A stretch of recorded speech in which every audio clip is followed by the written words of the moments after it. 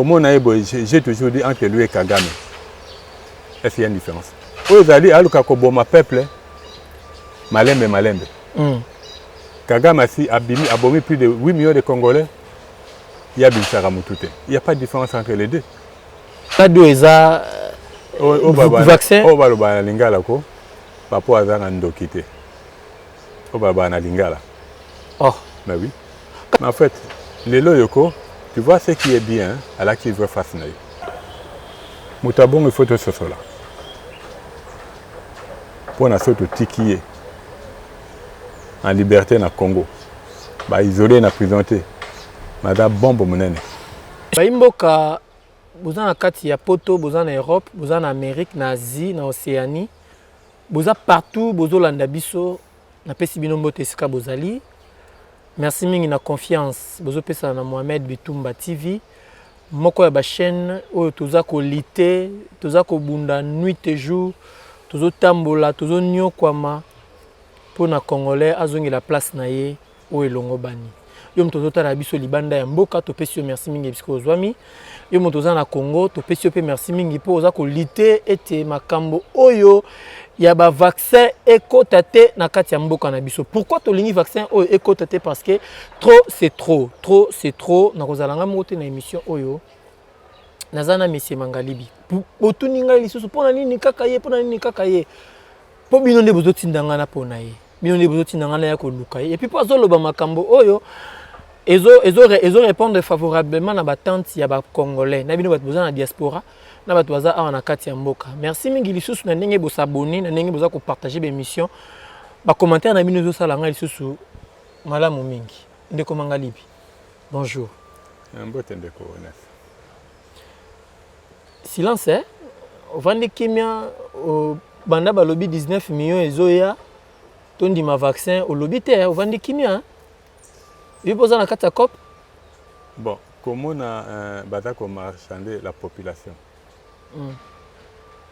Au côté de la population à l'Iwa, pour un bon. En sachant que Congo Zamboka est là. Au Mbongo Zali est belé. Ceux qui vont la population dans le travail. 19 millions de dollars ou d'euros pour le Congo, c'est rien. Comment on produit en quelques heures? Ceux qui battent basé Ngolo à Kokambamboka, comment orienter les choses. C'est ça notre petit problème. Il y a un peu na motuya penza ya makamboto yeli awa. Ingénieur Jano, mais quand on balance les biso image ya balancer les biso image oyo ba médecin français, ba médecin européen. Bazo ça la moins débat, bazo ça débat ba misu baza pour, ba misu baza contre vaccin wana ba mekayango awa na kati ya Afrique simana ngo tozonga na tuna mituna oyo penza to yeli ko lukayo. Ingénieur Jano Masanka, vous êtes derrière la caméra, une de Simbi Massini. Tu as image totale. En Afrique et qu'il n'y a pas d'argent. Condamner pour condamner, essayons des choses. Mais c'est horrible cette manière de faire les choses. Franchement. C'est horrible. Je comprends Franchement. pas comment tu peux trouver ça. C'est 1% de justifiable dans le raisonnement. Mathieu, on n'est pas en train de dire. Jean-Michel. On n'est pas en train de dire testons quelque chose. Le seul risque qu'il y a, c'est où ça marche ou ça marche pas. Mais pourquoi vous voulez tester sur l'Afrique? Testons-le chez nous, c'est Mais je suis d'accord. Bah oui. Je suis d'accord pour le test chez nous. Je suis d'accord. Je veux bien le tester moi-même. Mais bien sûr, je suis d'accord pour le test chez nous. Moi, je trouve que c'est très très long la recherche. On prend des tests interminables. Il y a une urgence. Testons les tests. Mais pourquoi ils vont le tester en Afrique? Non, ça donne vraiment l'impression qu'il y aurait des peuples qui méritent moins de protection que d'autres. Qui dit test dit risque. Il y a toujours des risques dans un test, notamment des vaccins. C'est pas anodin. Et ça veut dire qu'on soumet à des risques une population parce que, soi-disant, elle a moins de moyens pour se protéger. Moi, je trouve ça totalement immonde. On teste les choses, oui, mais pas parce qu'on estime éventuellement qu'une population mérite moins d'attention qu'une autre. Il n'y a pas de risque, il n'y a pas de risque, c'est juste le risque d'être guéri. Va te faire foutre, toi. Qu'est-ce que t'en sais, toi? Dans tout test de vaccin, il y a des risques. Bien sûr. Jérôme Martic, il y a des risques. Mais oui, il y a toujours des risques, bien évidemment. Bien sûr. Mais là, dans le raisonnement, c'est quand même testons chez eux, et si les résultats sont positifs, on les prendra chez nous. C'est ça. Donc si on teste à l'extérieur, on teste les tests à l'extérieur, et puis on prend le bénéfice chez nous. Donc de faisons rien. Ne Ça, les faisons mecs, rien. non, mais ne faisons rien. Toi, tu la fermes. Non, mais les mecs, on peut pas Raciste, va. On va en faire avec l'autorisation, on peut pas prendre les gens pour des cobayes, je suis désolé. Eh ben, Bah oui. leur avis déjà. Bah oui, Voilà. c'est ça. Franchement, Demandons-leur. c'est pas. Demandons. Non mais je suis désolé les gars, non mais arrêtez. On peut pas dire ça. Regardez sur Twitter, je vous dis, il y a plein de gens qui disent Oui, si Cyril. je comprends bien, l'Afrique c'est continent cobaye, vous êtes des gros bouffons LCI, ce qui m'énerve plus que tout c'est son sourire narquois, nanana. Bon voilà, c'est Cyril. tenir ce genre de propos et Cyril, monstrueux. oui, c'est peut-être monstrueux, mais moi je me suis un tout petit peu documenté aujourd'hui, j'ai été regarder sur un site qui s'appelle Jeune Afrique, c'est un site quand même africain. Et il y a 24 pays africains qui sont déjà déclarés volontaires pour faire des tests. 24 pays en Afrique, ils sont volontaires. C'est pas nous qui avons choisi, c'est nos dirigeants qui ont choisi pour nous. Jimmy Mohamed. Non, mais ils acceptent pourquoi? Parce qu'ils sont au pied du mur, on n'a pas Et ben d'alternative voilà, oui. proposée. Si on leur proposait Ils sont au une pied aide du mur. financière, un soutien, à ce moment-là, ils refuseraient. L'épicentre de désormais l'épidémie, elle est européenne. Nous sommes le vecteur de la maladie. Au lieu de tester chez nous, on va se dire, bah tiens, on va tester chez les Africains, puisque demain, vous savez comment ça va se passer en Afrique. Vous pensez que vous allez avoir les mêmes protocoles ici? Vous pensez qu'on va expliquer aux gens les tenants, les aboutissants de toutes ces études? On va leur dire, Franchement. il y a un vaccin miracle, très certainement que ça va te sauver. Les gens vont dire, oui, très bien, j'ai peur, le coronavirus va me tuer. Peut-être qu'ils seront même pas malades, qu'on va leur mettre le BCG. Si ça va les aider, tant mieux, mais on n'en sait strictement rien. Donc c'est vraiment dégueulasse de tester ça en Afrique alors que nous sommes le vecteur de la maladie. Et ce qu'il oublie de dire, c'est que ce test sur le BCG, il va être aussi réalisé en Europe. En Europe, il y a des soignants qu'on va tester avec le BCG pour voir si ils font des formes moins sévères de coronavirus. Mais là, ça fait vraiment cobaye, les Africains au pied du mur, c'est mieux que rien, on leur finalement leur donne une petite caisse. On parle d'appel d'offres, on a l'impression qu'on parle de la marchandise. Je te jure. Mais ça m'énerve ces trucs. Alors on va pas faire parler tout le monde voilà, sur le sujet bientôt parce qu'il y a d'autres sujets. Ndeko Mangalibi, okokomante image wana ndenge nini? Bon, il y a au moins que toi, on a deux catégories de médecins. Les médecins qui ont encore une conscience. Les médecins vont ma bémin ko le kabanyama. Parce que les médecins au prêter serment pour na kosala c'est que bon moya motezala. Au côté na business moko boye parce que les biki rolia mbongo na yo la population tout en fout. En sachant que tango ya kala. Tu dis que ben c'est il y a un vaccin bando ça mala banyamba bampuku biloko moko bongo. Et tikala ko ça na epa ya batote. Ce n'est que maintenant tout le monde que médecine pour dire que plus c'est muto akokola na mayele akokola na mayele ya bozoba plus akokoma zoba. Tu comprends? Mayele ya bozoba ngelo banini moto azui alongoli éthique alongoli morale pour na ye komi c'est qu'il va gagner. En sachant que Nzambe a payé biso badon. Donc on a payé Nes Lelo qui est journaliste. Ils ont dit que ça c'est que bato bazwa information madame. Tu vois? Donc a payé médecin. Ils ont dit pour asunga moto bika. Mais Lelo est comme un business. Pour dire que un médecin a créé un virus moko boye, je gagne mes millions, le reste je m'en fous. On travaillé pour l'antivirus, on a payé, moto a sombi virus, a pensé à mokili mobimba. Après, à cause que voilà, on a maîtrisé, et puis le bando du quartier qui a l'antivirus. Mokili comme autant pour la banque. Comment on a débat, l'autre a posé la question, c'était simple. Mais pourquoi en Afrique comme immunité? Beaucoup le bateau que nous bandons en Afrique.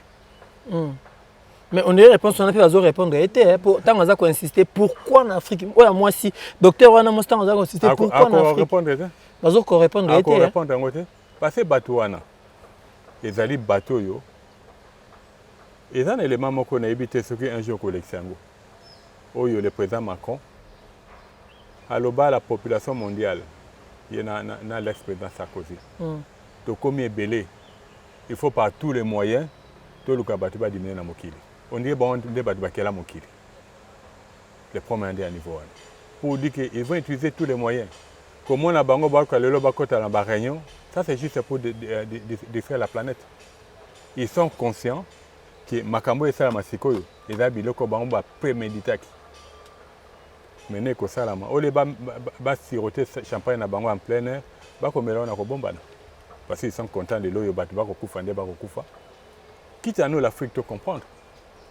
tondima bindimela ndimela te tokomona ke esonga biso makasi mingi baafricain mpe batelemi tomoni baledi Sonia Lady tomoni bablansi tomoni bato ebele baafricain ebele basali bavideo baposte d'ailleurs ingénieur soki tosisi question oyo obalancele biso yango basali bavideo baposte batelemeli makambo oyo oza derrière bango nakosoutenir bango à 200%. Ya bato baza une confiance bato bacomprendre sens oyo nzambe akela moto mais misusu oyo basala bavaccin wana baza koluka ya bato bayebi sens nzambe akela moto te nzambe aza le maître de temps de circonstance nzambe aloba te motu moko alobaki mabele etondami bambonga barecherche na bango wana pourquoi baluka désert comme fertilité cela est possible Kadhafi a prouvé bango yango na Israël va démontrer que si ezali aride oko bimisa biloko eko mazamba mais pourquoi ils font pas ce genre de recherche itumbeza na esika wana parce que nous ne sommes ni des rats de laboratoire ni vos cobayes nous disons non à vos vaccins en Afrique. Je suis Lady Sonia, une digne enfant de l'Afrique. Et je dis non, je refuse que le continent africain soit utilisé pour tester le vaccin du Covid-19. Non, l'Afrique n'est pas le laboratoire du Covid-19. Je suis Belange et je dis non, l'Afrique n'est pas le laboratoire d'essai pour le Covid-19. Je suis Ado Youé, un digne fils de ces beaux continents qui n'est rien d'autre que l'Afrique. Je dis non, l'Afrique n'est pas un champ d'expérimentation pour le Covid-19. Eu sou a Cécia Eunice e nós vamos dizer não para de usar a África como as vossas experiências. Je suis Afouz, un enfant d'Afrique. Je refuse que le continent africain devienne un laboratoire de tests Covid. Je suis Marley Yalala et j'ai dit non. Je refuse que le continent africain soit utilisé pour tester les vaccins du Covid-19. Mein Name ist Lies und auch ich bin absolut gegen den Versuch des Impfstoffes Covid-19 in meinem Kontinent Afrika. Je suis verdotraiteur et j'ai dit non au vaccin de Covid-19 qui va être testé en Afrique. L'Afrique n'est pas une poubelle ni votre laboratoire de tests. Je m'appelle Sonia et je suis une digne enfant de l'Afrique. Aujourd'hui, si je me lève, c'est pour dire non au test de vaccin Covid-19 en Afrique. Non, les Africains ne sont pas des cobayes. Non, nous ne voulons pas de ce test en Afrique. Je suis Ruth Cabot, une digne enfant de l'Afrique. Et je dis non. Non à ce vaccin. Parce que tout simplement, nous ne sommes pas un laboratoire de test. Et nous sommes encore moins des cobayes pour venir tester sur nous. Alors nous refusons ce vaccin. Je suis Nikindila, digne enfant de l'Afrique. Alors aujourd'hui, je viens dire non. Non contre le vaccin du Covid-19 qui s'apprête à être testé en Afrique. L'Afrique n'est pas un laboratoire géant. Alors je dis non. Mais disons non, tous ensemble. Ich bin Whitney. Die Menschen in Afrika sind keine Laborratten, die für Forschungszwecke ausgenutzt werden sollen. Ich bin gegen den Versuch des Impfstoffes in Afrika.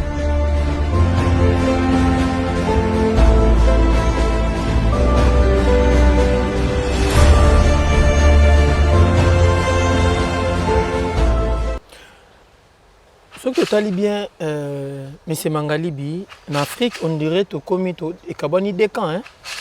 Parce que le président du Niger a soutenu le vaccin, et a mobilisé la population. Mais il y a nombre. Bon, tous les gens qui ont un nombre de bateaux qui sont attrapés na coronavirus. Le président du Niger parce que l'émission de ça, ils ont pour les Congolais, ils ont pour les Africains surtout. Ils ont sauvé la vie des Africains surtout. Un président de la République du Niger a derrière Bango. Au monité qui est Afrique comme au Kabwana. Bon, je crois qu'il y a chaque président, il doit prendre d'abord une position par rapport à Mboka Naï. Tu vois, tant que le virus est comme en Italie. Tant qu'on a aide en Europe, babi mutamto abundana pour voir comment faire face. Pour dire qu'il arrive un moment chaque pays, il faut d'abord position par rapport à Naïe et puis voir comment il va aider les autres. Ce qui est président dans le Kosa Mbongo Naïe, parce que tout ça y a makambo ya Mbongo. Mbongo ça va promettre parce que l'homme c'est quoi? L'homme c'est un commissionnaire. les industries pharmaceutiques basali eloko na bango ya mabe.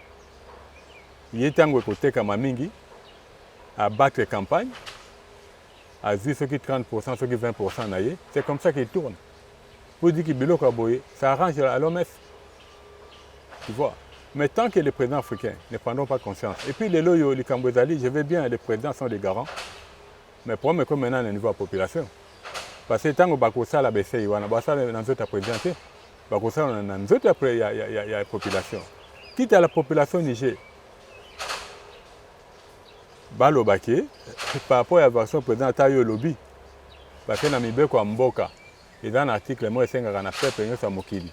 Aïe Bako télé mais l'eau comme Songolo, ce qui a moniqué vie n'a pas comme en danger. Les lots vaccinés le quoi génocide. Basali ango lelo, le bilan de sécurité. Tu vois. Et les lots beaucoup de scientifiques, bako bendaka c'est tout tiers moi de matoi. Mais tu comprends ça. Bill Gates, je crois il y a de cela 5 ou 6 ans. A même qui vaccin moko na entre un pays moko est à Congo. Mais tant que vous avez checké le vaccin dans le laboratoire en Afrique du Sud, qu'est-ce qu'ils vont constater? Le vaccin est allé pour stériliser, les cannabis et puis couper ça d'autres maladies. Mais nous devons arrêter à quoi accepter le vaccin. Nous devons travailler pour que notre peuple arrive à très bien manger parce que nous devons aller bien. Pour avoir certaines maladies, ils allaient passer. Mais nambo cannabiso, mais si on habite sur la catio idée, to nambo cannabiso pe tous déjà envoyé à quoi accepter vaccin et to landa ingénieur Masanka, cela biso nanu image ya premier discours, premier message ya docteur Jean-Jacques Mouyembe Oazali coordonnateur il y a riposte contre il y a riposte ya Covid-19. Cela biso nanu premier discours naie. Alors le vaccin, nous savons les grandes institutions comme NIH aux États-Unis, les CDC aux États-Unis et même ailleurs en Chine. J'ai un ami qui est au Canada. Bon, vraiment, ils focalisent sur le vaccin. Il y aura déjà des essais. Je crois au mois de mai, on commencera déjà à faire des essais. Et peut-être vers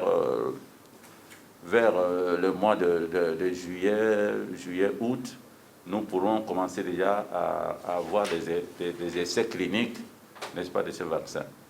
Ici à la Russie. Bon, nous avons été choisis aussi pour faire ces essais. Donc le vaccin sera produit soit au Canada, soit aux États-Unis, soit en Chine. Nous sommes candidats pour faire les essais ici chez nous. Oyoki ndeko na yo congolais Jean-Jacques Mouyembe. Ndeko alala na ba conférence. Pendant que baninga bafande ya alali pongi. Kasi yende coordonnateur. En fait, les loyoko, tu vois ce qui est bien à la qui veut face na yo. Comment on a j'ai toujours dit entre lui et Kagame. Est-ce qu'il y a une différence? Pardon? Entre Yé et Kagame, par rapport à mes propos, il n'y a pas de différence. C'est un génocidaire.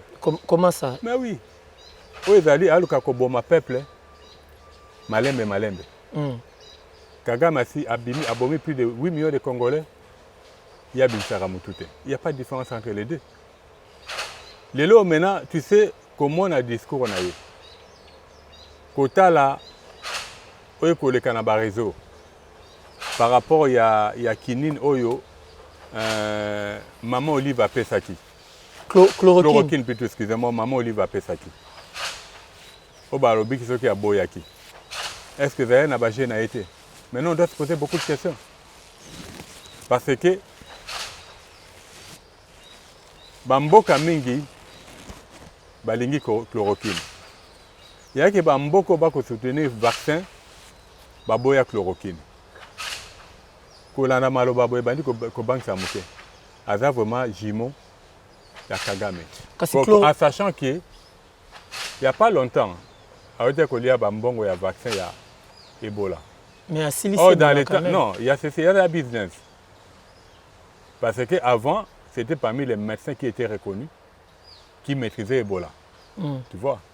Maintenant, comme c'est ma business,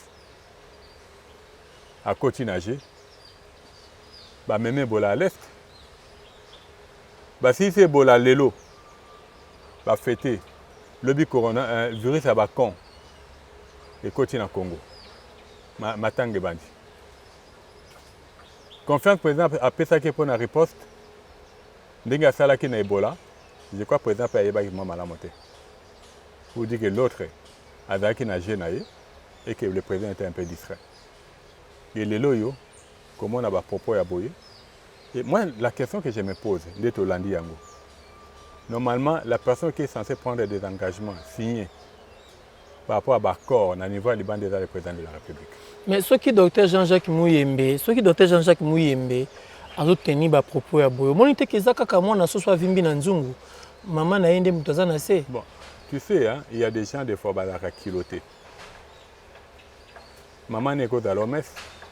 Parce qu'aujourd'hui, elle est parmi les bateaux qui est très considéré au niveau OMS, les commissionnaires. Les lois à travers les vaccins, OMS a appelé un commissionnaire. Quand l'article les camicolo na réseau, les gars reconnaissent officiellement les pays africains parce qu'ils ont des gens mbongo et ils sont d'accord. Quand on a proposé à l'Obinini, Congo peut être d'accord. Dans telle période, Toko Banda baissé. En sachant que Nathan Wakala, il y a qui n'a pas de quelque part là, moi je crois, la population doit avoir un regard sur lui. Il devient plus que dangereux. Mais a auto changé malobate. Olanda qui était en lobby. Est-ce que ingénieur image wana ozana ngo lisusu image oyo ya mibale toto lobby la ngona no a changé malobate a lobby te ke bakobanda awa e banda déjà quelque part za dans les États-Unis e banda na camarade na ye kutu ami na ye moko aza na Canada ayebisa ke kuna e banda ki ingénieur chela sono image wana deuxième conférence il y a docteur Jean-Jacques Mouyembe et si ka wa pe ko recadrer makambu par rapport ya onyo salobaki.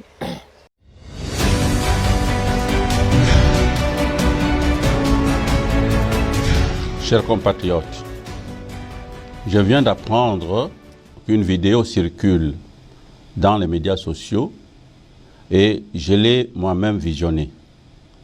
Mon message de ce soir est d'apaiser la tension que j'observe dans la population. Nous allons commencer la vaccination en RDC sans qu'il soit testé auparavant en Amérique et ailleurs. Des essais de vaccination ont déjà commencé dans ces pays, notamment les États-Unis et en Chine. Par ailleurs, nous savons toujours que les vaccins contre la polio, la rougeole, les tétanos et tant d'autres que nous utilisons aujourd'hui ont été d'abord testés en Belgique, en France et aux États-Unis avant d'être introduits ici chez nous en Afrique. Récemment, en Afrique de l'Ouest et en RDC, des épidémies de la maladie à virus Ebola ont été maîtrisées grâce à l'utilisation d'un vaccin expérimental RVSV. Je suis moi-même congolais et ne permettrai... Ok, docteur Jean-Jacques Mouyembe, à l'objet que non, malade eza vaccin... Papa azana ndokite. Obaba na lingala. Oh, mais oui. Moninga na ye azana mboka bapaya. Le Congo ya mboka bapaya te. Moninga ya docteur Jean-Jacques Mouyembe. Le Congo wana ya moninga Congo te. Ça c'est le premier élément. Moninga ne ya malamu c'est le docteur Vangu qui dit que il a pu soigner. Docteur Vangu bazoboya yete. Il a dit qu'il a pu soigner. Tu comprends? Hier avant, en autre temps, il y a eu le décès. Quand le docteur Van a dit qu'il a pu soigner, c'est à ce moment le discours échangé qu'il y a autant de personnes maintenant dans l'hôpital, maintenant c'est fini, ils sont guéris. Tu vois? Moutabongo, il peut faire responsabilité dans le Congo. C'est une personne qui mérite la prison. C'est une personne qui est en train de trahir la nation. Une telle personne te dit Maïta pour dire qu'en fait, à Amadoua Kibiso, Tolobi non Monsanto. Les lots vérité bandi komona ke Moutabo, il est plus dangereux même que les Satan. Yena docteur Vango, repère sa confiance panan. Les lots yo. Ndenge makambo etamboli. Akopé sa confiance na docteur Vango. Kasi na docteur Vango, apparemment tozala ki na 3 cas ya sel, 3 cas guéris, mais l'autre komi na à part 45 cas où évolution zala ki normale, l'autre komi na 34 cas guéris. Msusu wana bazozela batala ba température ndenge ezokita. Wana ba eloge pas docteur Vango te. Non, en fait, balobi hein. Au moins na mboka Congo. Si on doit ça musana nzela. Il faut qu'on félicite. Mais moto aboy. Je comprends pourquoi on met sa bandit tellement qu'on voit qu'elle est bas fleur. Il préparait déjà leur coup. Moto aboy Congo qu'on dit maïta. Tu vois, moto aboy. Ceux qui t'ont dit mié, tu y habites. Mais il y a ce salam na yé, non, en fait, à perdre de conscience, à perdre de conscience, à perdre de l'éthique, il y a serment après Taki. Maintenant, il devient un homme d'affaires. Le vaccin, il y a commission d'engrais aux Aranini. C'est ça. Mais il y a un parapluie à chef de l'État. Qui te dit qu'il y a un parapluie à chef de l'État? Mais chef de l'État, il y a un poste. Qui te dit Bateau Bako Yibaka Mbongo. Na caisse à l'État, n'a pas appelé chef de l'État. Ah. Moïse Bignon, ça n'a pas appelé chef de l'État. C'est là où nous devons arriver à comprendre. Oui, mais il y a un ministre, il y a santé, il y a un gouvernement passé pour Asala qui a magouille dans Makambetali Ebola. Il y a ça là, magouille. Il y a de ces choses qui étaient vraies, qui ne voulaient pas. Tu comprends? Bah, créer là qui est à Makam.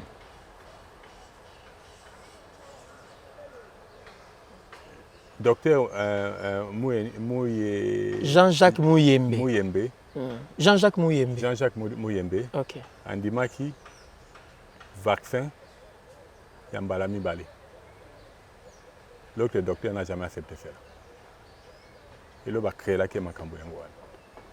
Le mal, c'est quoi? Au moins, bateau Wanako, tant que vous avez ça, on va bâtir la fenêtre.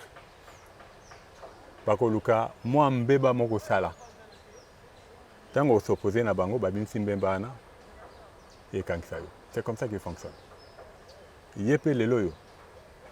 À côté d'un tourbillon, on ne sait même pas comment il va s'en sortir. Parce que la population congolaise, à commencer par la population quinoise, Mouta Boye, Tokota Laï, il est grand temps que le chef de l'État doit mesure qu'il faut par rapport à Mouta Bongo. Pour tel l'autre, le cas que pharmacien, il faut fabriquer déjà la chloroquine. Maintenant, tu as monnaie chloroquine en route. Parce qu'on est d'accord avec la chloroquine. Oyo, maman, il y a qui peut ça. Dans le lobby, tu n'es pas d'accord. Dans le lobby, la chloroquine va faire ça qui est. Étant donné qu'il y a un favorable au vaccin, qui ne dit pas que normalement, il y a un emballage. Parce que la chloroquine est allée dans mboka ba fabricant est allé en Belgique. Na tuna kasi wana mutuna na ngai ndeko mangali chloroquine na utaki wapi kasi. Bon, selon carton et utaki Belgique. Na réseau sociaux. Ba bi chloroquine na tanga ke yango pe. Mboka nango basala yango est allé Belgique.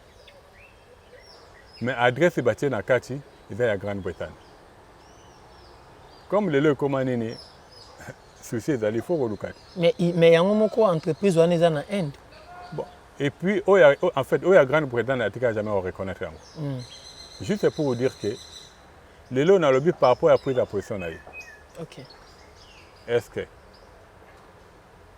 et cause à la pesa qui dans le but qui cause à les dans conditionnel. La pesa qui est à malamu. Comme souci na ezali nini machine à vaccin bêta marqué déjà. Abimi c'est l'autre comme boye pour en salir l'autre. Dans le but bien conditionnel. Tu vois. Tu combiner les sikawana. Mutabon il faut tout ce cela. Pour na soto tikié en liberté na Congo. Ba isolé na présenté. Madame bombe monene. Siko Ozu makanisi ya kokokanisa ina Kagame ndenge nini? En fait, Kagame aboma biso na estet. Oso mona moto Kagame. Yepé na vaccin. Est-ce qu'il y aura une différence? Qui ne dit pas le vaccin Ebola wana, yo ça déjà ba dégaloper. Qui ne dit pas? Mais il y a des Congolais quand même. Arondi makubuma baninga ne Congolais te. Kagame pour abima malamu na mokili. Abomaki ba propre ndekone ba tuti. Parce que génocide baklama kenani. Kagame mutaza na base nembo. Et ça veut que baninga ne ba tuti pour ayebana na mokili ki alela na mokili. Il sera capable de le faire parce qu'il y a des questions qui sont la solution la reconduit. À ce moment-là, à Kolia Mbongo Naya le dit oui, on a un malade entre ça la population. Baba vaccin dans d'autres, on a une famille naïe, vous avez malade. A vu Yemoko, a vu Mwasi naïe, a vu Bananaïe, premier cobaye. Ce qui OMS a proposé qui par exemple Babanda Yango en France parce que jusque là tôt il y a mortalité dans makambo etali Covid-19 na France ils ont battre record et Italie sikoyo Italie hein? France États-Unis c'est normal la France battre record sikoyo parce que président bon baninga ki ba population mokili sila motuna nanga diganza iza mingi boy soki ebandi kuna bandi pesa vaccin kuna ba monique etenir soki ke États-Unis ba monique etenir awa pe bokondima na bino qui vous dit que oba otinda vous ala malamu. Au juste Congolais. Qui vous dit non, il y a ceci, nous devons tout au Canada. Les lots nazo au Dieu à faire mort en Italie, une religieuse. Badaki na couvent. Batesté bangonyo so ya bima, baninga so bima positif ya bima négatif. Abimi négatif pour na nini? Ako sala to benga mulunge. Tu comprends? Mais mulunge biloko nango ezali na Congo. Pourquoi y est le docteur?